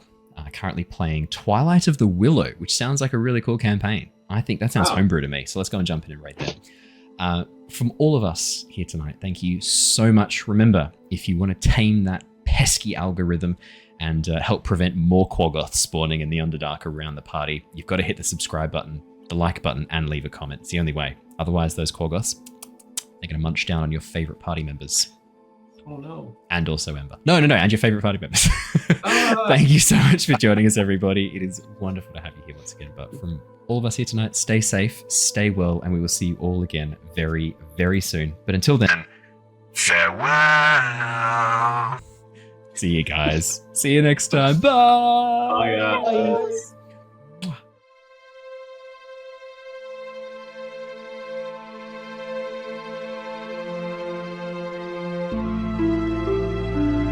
Bye.